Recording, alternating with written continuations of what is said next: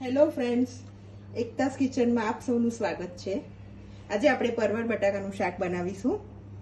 આ 500 ગ્રામ પરવળ હતા અને એમાં એક બટાકું 500 પરવળને બરાબર બે પાણીથી ધોઈને એને ઉપરથી છાલ કાઢીને અંદરથી જે કડક બિયા હોય તે કાઢી લીધા છે અને સારી રીતે સમારી દીધા છે અને એમાં એક બટાકું છોલીને લાંબા કટ કરીને સમારી દીધું છે।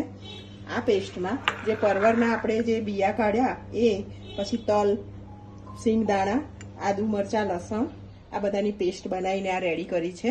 હવે આપણે ફ્રાય પેનમાં 2 ચમચા તેલ નાખીશું।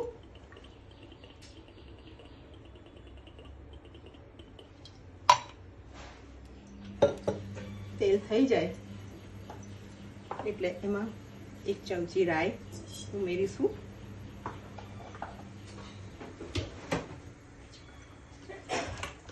રાઈ તતડી ગઈ છે આપણી।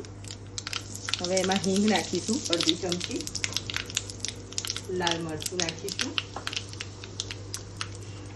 પછી આ પરવળ ને બટાકા જે સમાર્યા છે તે આપણે અંદર એડ કરી દઈશું।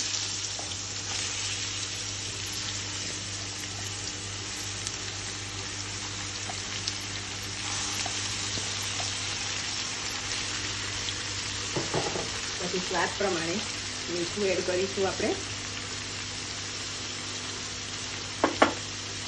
ફ્રેન્ડ્સ, આમાં તમારા ટેસ્ટ પ્રમાણે વસ્તુ ઓછું કરી શકો છો તમે। 2 ચમચી મરચું, હળદર, આમાં ધાણા જીરું 2 આગળ પડતું નાખવામાં આવે છે। ભરેલા ચા જે પેસ્ટ બનાવી છે તે નાખી દઈશું।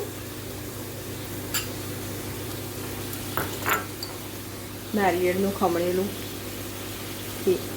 નાખી દઈશું। અડધી ચમચી ગરમ મસાલો નાખીશું અને એને સારી રીતે હલાવી દઈશું આપણે।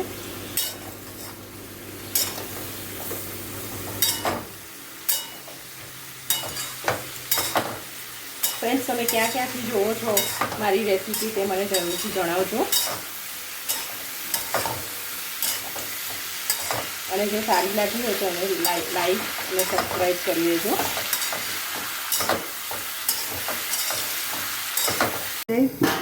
વરાળથી ચડવા દેવાનું છે એટલે ઉપર પાણી મૂકવું પડશે।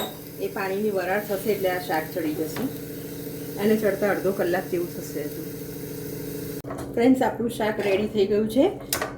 આ વિડીયો ઉતારતા વચમાં બે વખત હલાવ્યું હતું અને હવે આપણું શાક રેડી થઈ ગયું છે ટેસ્ટી। હવે આપણે લીલા ધાણાથી ગાર્નિશ કરી દઈશું। આપણું ટેસ્ટી શાક તૈયાર છે।